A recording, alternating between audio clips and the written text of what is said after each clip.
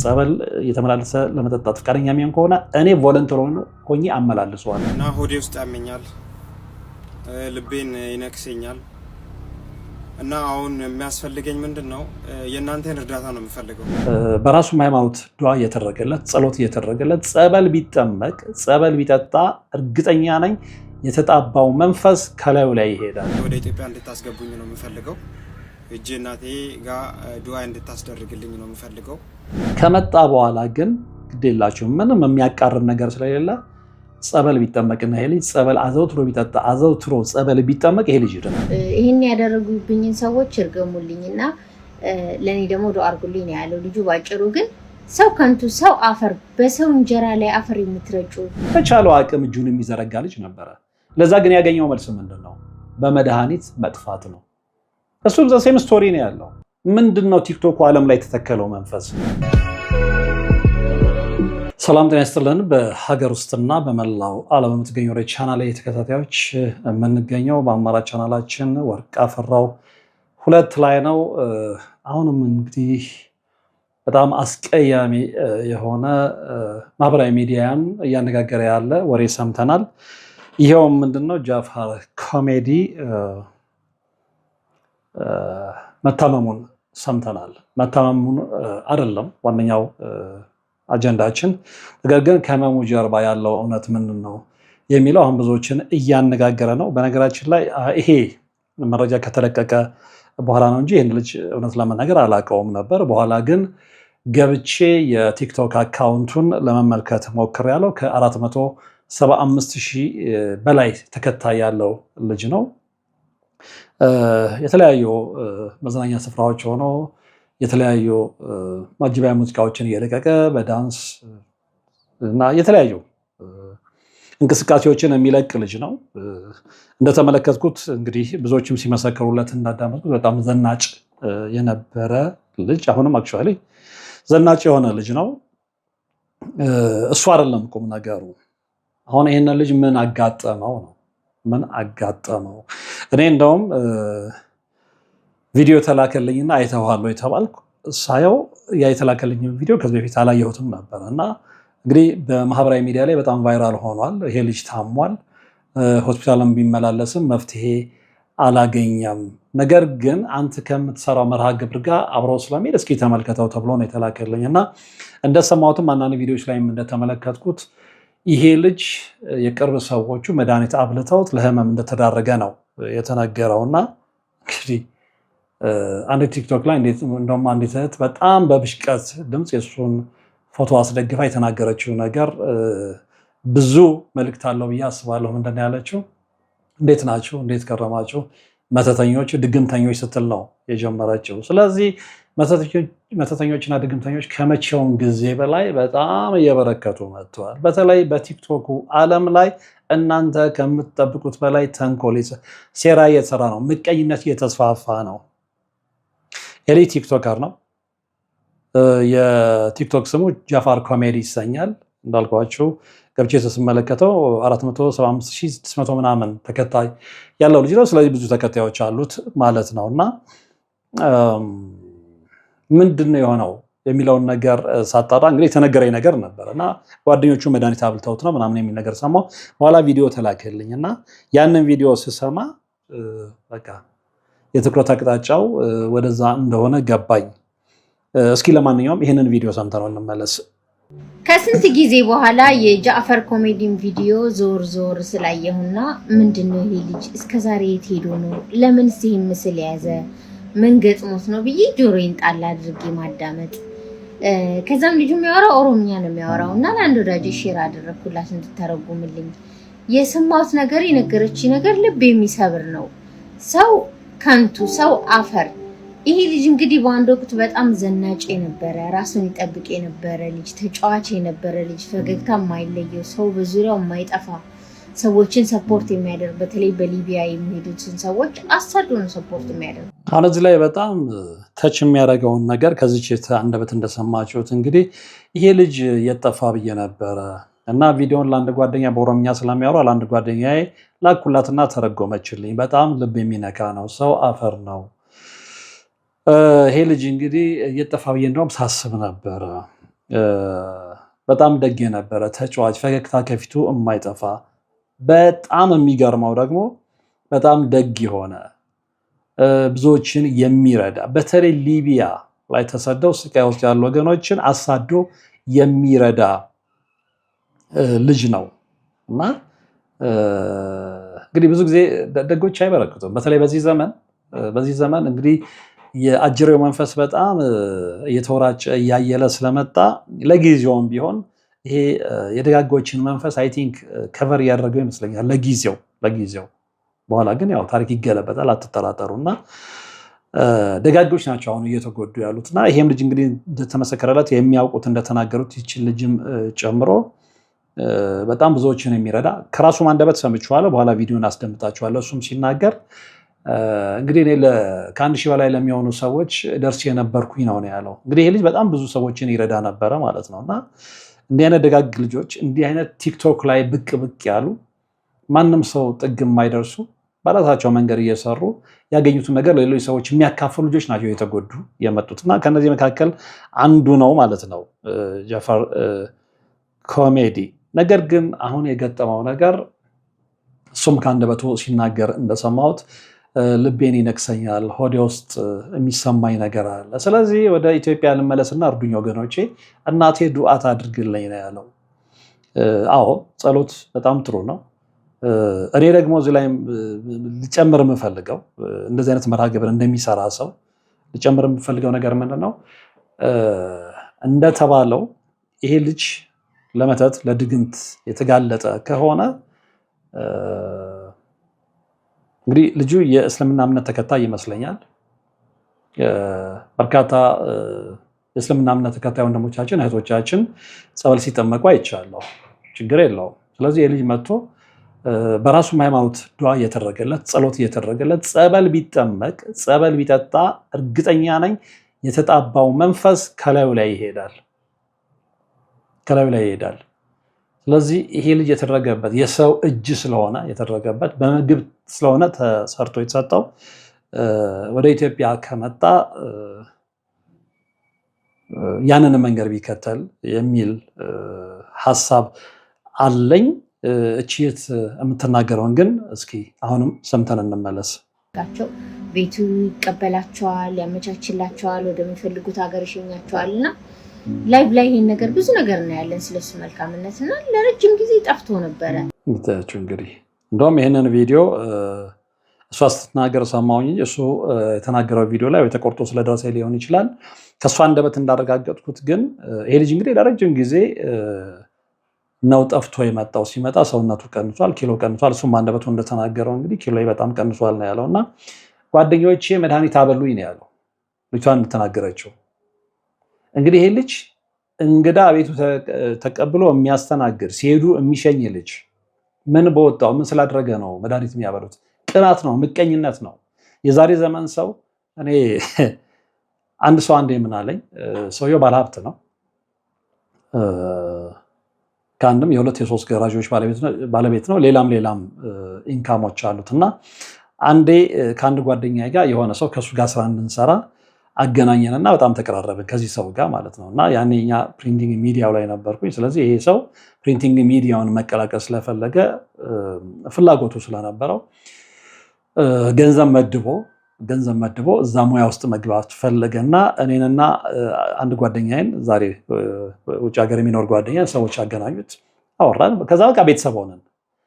ስለዚህ የሚያውቀው ነገር ነበረ ማለት ነው። ሁሌ ሲያገኘን ምንድነው የሚለው? እባካችሁ እንግዲህ በዛን ጊዜ ታዩት። እኔ ፕሪንቲንግ ሚዲያ ላይ እንግዲህ ከዛሬ ከ20 ምናምን ዓመት በፊት ነው የተቀላቀልኩትና የዛን ጊዜ የዛሬ 20 ምናምን ዓመት በፊት የነገረኝን ነው የምነግራችሁ። ያው መተት ድግምት እንዳሁኑ በጣም በማይወራበት ወቅት ግድ የላችሁም ልጆች፣ እኔ በእድሜም በስራ ልምድ እበልጣችኋለሁ፣ እራሳችሁን እየጠበቃችሁ ይላል ነበር። ያኔ እኔ አይገባኝምም ነበረ። ምክንያቱም ከገባኝ በኋላ ነው የመጣሁት ብያቸዋለሁ። በእኔ ህይወት ላይ በቤተሰቦች ህይወት ላይ ሀፕን ያደረገውን ነገር ነግሬያቸዋለሁ። ያኔ ግን አይገባኝም ነበረ። ያኔ ሌላ ምክንያት ነበር የሚመስለኝ። ሲገባኝ ነው የገባኝ። ደሳለኝ ኃይሉ የኔታ በነበርኩበት ሰዓት ላይ ኢንተርቪው ሳደርገው እንዳለው ሲገባልህ ይገባሃል እንዳለው ማለት ነው። ብዙዎቻችን እስኪገባልን ነው የምንጠብቀው፣ እስከዛ አይገባንም።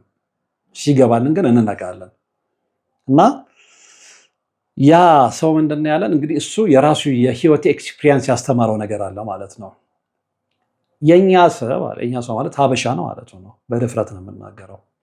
ሌላው ቀርቶ በሀብት በልጠው አይደለም፣ በሌላ ነገር በልጠው አይደለም፣ በውበት በተክለ ቁመና በትምህርት በጭንቅላት በልጠው አይደለም። ነጭ ካልሲ ስትቀይር ነው ያለው። ነጭ ካልሲ ስትቀይር ለምን ቀየርክ ብሎ አሳዶ የሚያጠፋ ነው ያለው። እድሜ ልኬን አረሳው። እሱ ነው አሁን እየሆነ ያለው በየቦታው ላይ ላይ እየሆነ ያለው እና እዚህም ልጅ ላይ የሆነው ነገር ይሄ ነው። ጓደኞቹ መድኃኒት እንዳበሉት ነው ልጅ እየተናገረች ያላቸው። ከዛ ስንቀጥል አሁን ሲመጣ ምንድን ነው ያለው? ጓደኞቼ መድኃኒት አብልተውኝ በስቃይ ውስጥ እገኛለሁ። ሆዴ ውስጥ የሚበላኝ ነገር አለ። ምግብም መብላት እንግዲህ ምግብ መብላት እንዳልቻለ ያ ነገር ከሆነበት በኋላ አይ ቲንክ ያለው ካናዳ ይመስለኛል። እሷም እንደተናገረችው የሰማሁት ካናዳ ውስጥ ነው ያለው እና ሐኪም ቤትም ተመላልሷል። እንደውም በ26 ሁሉ ቀጠሮ አለኝ ሲል ሰምቼዋለሁ። ለ17 ጊዜ ነው ምናምን ሆስፒታል ተመላልሷል። በሽታውን ሊያገኙለት አልቻሉም። በእንደዚህ አይነት ሁኔታ በመተትና በድግምት በመድኃኒት የተላከ መንፈስ መድኃኒት መተት ሐኪም ቤት ሊድን አይችልም። ሰዎች ያልገባን ነገር እሱ ነው። በቃ የተሻለ ሕክምና የሚያገኝበትም ጥሩ ነው። በቅንነት ነው ያን የተናገረው። ነገር ግን ይሄ በሕክምና መፍትሄ የሚፈለግለት አይደለም፣ መፍትሄ የሚገኝለትም አይደለም። ይሄ የሰው እጅ ነው። የሰው እጅ ደግሞ እንደነገርኳችሁ በሱ ሃይማኖት በዱዓ በጸሎት እናቴ ትጸልይልኝ ወደ ኢትዮጵያ እንድመጣ እርዱኝ ነው ያለው። ከመጣ በኋላ ግን ግዴላችሁ ምንም የሚያቃርብ ነገር ስለሌለ ጸበል ቢጠመቅና ይሄ ልጅ ጸበል አዘውትሮ ቢጠጣ አዘውትሮ ጸበል ቢጠመቅ ይሄ ልጅ ይድናል።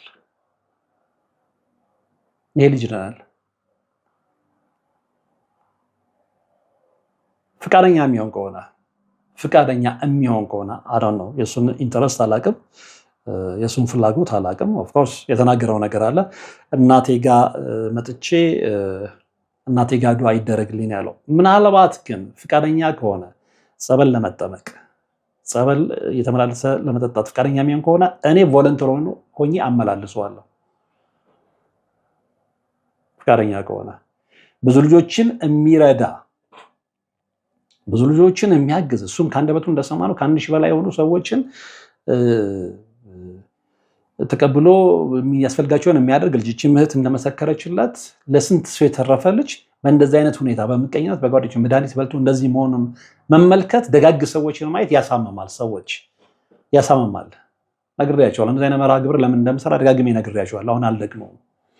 ይሄ ልጅ ግን በጣም ብዙ ሰዎችን በተለይ ሊቢያ ሲሰደዱ የነበሩ ወንድም እህቶችን እየተቀበለ ሲያስተናግድ የነበረ ልጅ በእንደዚህ አይነት ሁኔታ ተስፋ ቆርጦ በዚህ አይነት ሁኔታ ሰውነቱ ከላዩ ላይ እያለቀ መመልከትን አልፈልግም በግል ላይ። እንግዲህ እሱ ከመጣ በኋላ በራሱ እምነት የሚሄድበት መንገድ ይኖረዋል። በራሳቸው ዱዓ ይደረግለታል። እንደገና እነሱ ጋር ሆሊ ወተር አለ። በዛም መጠመቅ ሊሆን ይችላል፣ ያንን መጠጣት ሊሆን ይችላል። ያ እንዳለ ሆኖ ግን በጸበል መዳን ፍላጎት ውስጡ ላይ ካደረ ጸበል ቦታ ላይ እኔ ለወስደው ቃል ገባለሁ። እኔ በጣም ልቤን ስለነካኝ ነው። ከዛ በኋላ እንደውም ተመልሼ የእሱን ፔጆች ሁሉ ለመመልከት ሞክሬያለሁ። ኤኒዌይ የምትለውን ሰምተን እንመለስ እንደገና። ሐኪም ቤትም ለ17ኛ ጊዜ ወደ ካናዳ ውስጥ ማለት ነው ሆስፒታል ሄድኩኝ። ግን በሽታው አይታወቅም ምን እንደሆነ፣ ያው እጅ ምናምን ስለሆነ ማለት ነው። እና ልጁ በስቃይ ውስጥ ነው ያለው። እጅ ስለሆነ መድኃኒት አይታወቅም። እሱ የሚለው ምንድነው? ይህንን ያደረጉብኝ ሰዎች እርገሙልኝና ለእኔ ዱዓ አድርጉልኝ። ግድ የለም ወንድሜ፣ አንድ ቀን ልክ ትድናለህ። ደግሞ አትጠራጠር፣ እምነትም ያድናል። አትጠራጠር፣ ትድናለህ። እነዚህን ያደረጉብኝን ልጆች እርገሙልኝ የሚለውን ሀሳብ ግድ የለም ቶ እግዚአብሔር የበቀል አምላክ ስላልሆነ ማለት ነው። እግዚአብሔር ይቅርታ ልብ ስለሚፈልግ እነዚህን ሰዎች ግድ የለም እግዚአብሔር ሆይ ወይ ደግሞ አንተ በምታምነው እውነት አላህ ሆይ ብለህም ልጠይቅ ትችላለህ። እና ልቦና ስጣቸው ብለህ ጸልይ። ልቦና ስጣቸው። በቃ እግዚአብሔር ምንድን ነው ያለው? የሚያውቁትን የሚያደርጉትን አያውቁምና ይቅር በላቸው አባቱ ነው ያለው አይደል? ግድ የለም የሚያደርጉትን አያውቁምና ይቅር በላቸው ብለህ ተዋቸው። ውጤቱን ከአምላክ ብቻ ጠብቅ። አምላክ ውጤቱን ያሳያል። አትጠራጠር። አንተ ደግ ልጅ ነህ። ፕሮፋይልህን ዞር ዞር ብዬ ለመመልከት እንደሞከርኩት የሰዎችን ምስክርነት እንዳዳመጥኩት የሚያውቁ ሰዎች ሲናገሩ እንደሰማሁት ደግ ልጅ ነህ። መልካም ስታደርግ የነበርክ ልጅ ነህ። ብዙዎችን ስትረዳ የነበርክ ልጅ ነህ። ስቃይ ውስጥ የነበሩ ወንድሞችና እህቶችን ተቀብለህ የምታስተናግድ ልጅ ነህ። ቤትህ ከታዋቂ ሰዎች ጋር የተነሳውን ፎቶ ብዙ ነገሮችን ተመልክቻለሁ። የልብ ቅን ባለቤት ነህ። ስለዚህ እርገሙልኝ የሚለውን ግድ የለም በእኔ ሆንብህ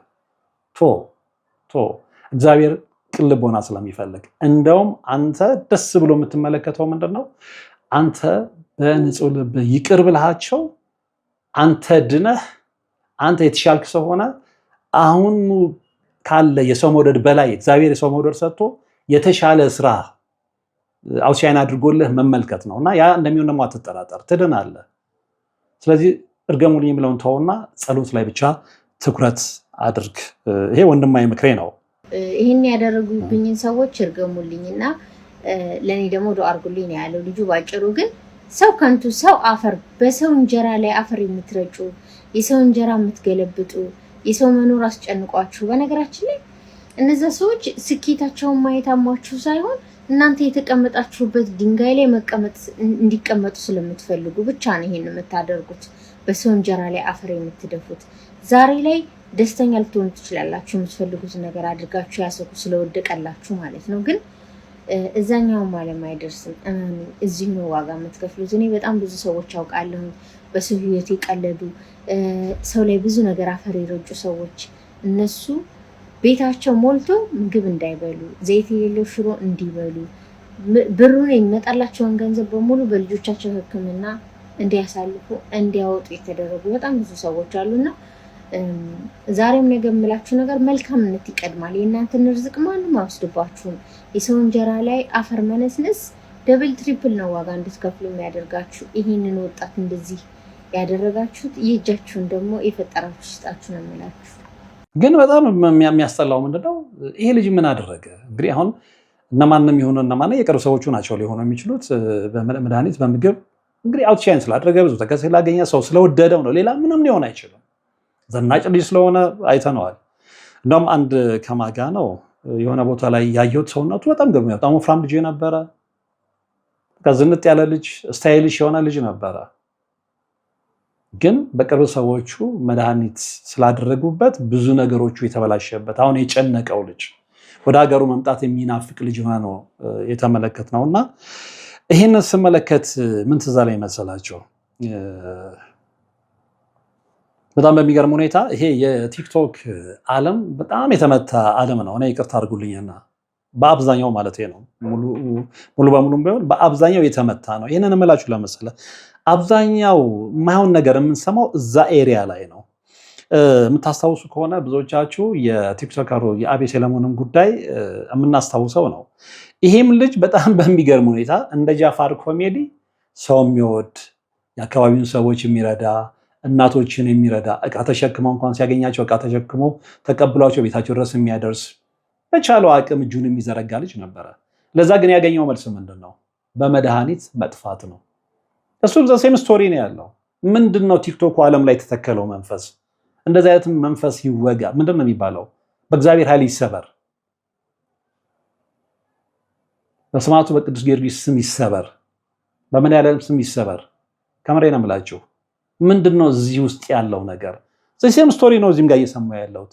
የምታስታውሱ ከሆነ አቤሴሎም በድምፁ ተቀርጾ እንደውም የሱ ተለቋል። ምናልባትም በድምፁ ቀርጾ የለቀቀው ብዙዎቹ ሊያስተምርበት ሊሆን ይችላል።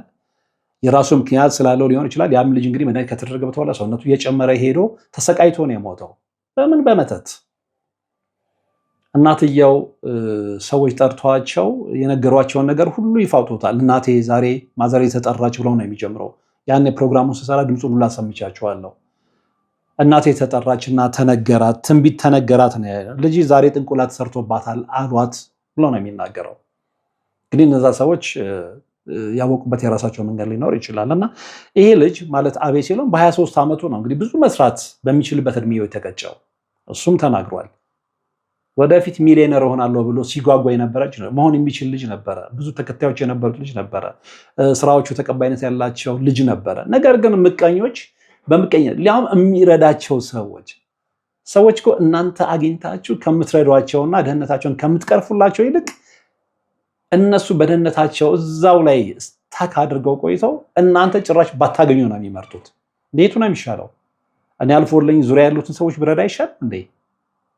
ነገር ግን በዙሪያ ያሉ ሰዎች እኔ ከሚያልፍልኝ ተያይዘን ገደል እንግባ የሚሉ ከሆነ ይሄ ማለት አእምሮ ሊባል እንደሚችል አይገባኝም። እና ዘሴም ስቶሪ ስላየው ቲክቶክ መንደር ላይ ነው የገረመኝ። በአቤሴሎም ተቆጭተን ያ የቅርብ ጊዜ ትዝታ ሆኖ ሳለ የጃፋር ኮሜዲ ጉዳይ ነው የተደገመው እና በጣም አሳዛኝ ነው። እና ይሄ መንደር በደንብ ሊጠራ ይገባል። ሰው በተለይ ቲክቶክ ዓለም ላይ ያላችሁ ሰዎች ራሳችሁን እየጠበቃችሁ ግድ የላችሁም።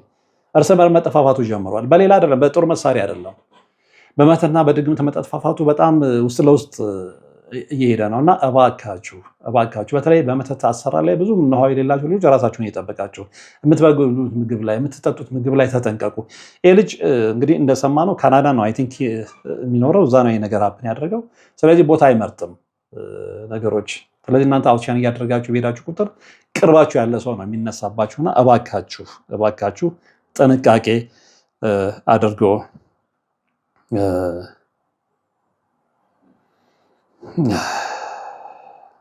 እና ይሄ ልጅ እንግዲህ ከራሱ አንደበት የሰማሁት ነገር አለ።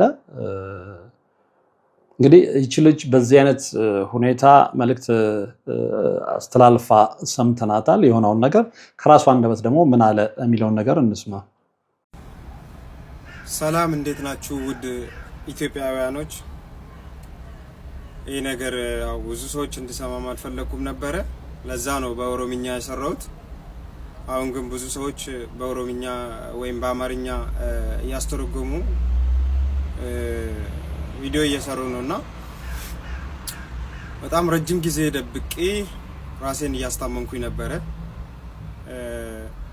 ወደ ሆስፒታል እመላለሳለሁ። ምንም ነገር ህመሜ ሊገኝ አልቻለም ረጅም ጊዜ እና አሁንም በ26 ቀጠሮ አለኝ እና ሆዴ ውስጥ ያመኛል፣ ልቤን ይነክሰኛል እና አሁን የሚያስፈልገኝ ምንድነው የእናንተን እርዳታ ነው የምፈልገው። እንደምታዩት ነው ሰውነቴም እያለቀ እየሄደ ነው። በጣም ኪሎ በጣም ነው የቀነስኩት። ምንም እንደምታዩት ነው እና አሁን እኔ ወደ ሀገሬ ወደ ኢትዮጵያ እንድታስገቡኝ ነው የምፈልገው። እጄ እናቴ ጋር ዱዓ እንድታስደርግልኝ ነው የምፈልገው። እናቴ እዛው ታስታመመኝ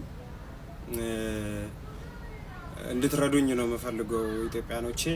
እኔ ዛሬ አጠገባችሁኝ እርዳታቸውን የምጠይቀው በጣም ሺህ ሰዎችን የምረዳ ሰው ከራሴ ትቼ ለሰው ልጅ የምኖር ሰው ነበርኩኝ እና በጣም አመሰግናቸዋለሁ። እንግዲህ ብዙ ሰው ይህን ታሪክ እንዲሰማው አልፈልግም ነበር፣ ለዛም ነው በኦሮምኛ የሰራሁት አለ። ነገር ግን ብዙ ሰዎች በኦሮምኛ ወይም በአማርኛ እያስተረጎሙ ቪዲዮ እየሰሩበት ነው አለ። እንግዲህ በጣም ረጅም ጊዜ ደብቄ ራሴን እያስታመምኩ ነበረ ሲል ነው የገለጸው። ወደ ሆስፒታል እመላለሳለሁ፣ ምንም ነገር ህመሜ ሊገኝ አልቻለም፣ ረጅም ጊዜ ማለት ነው።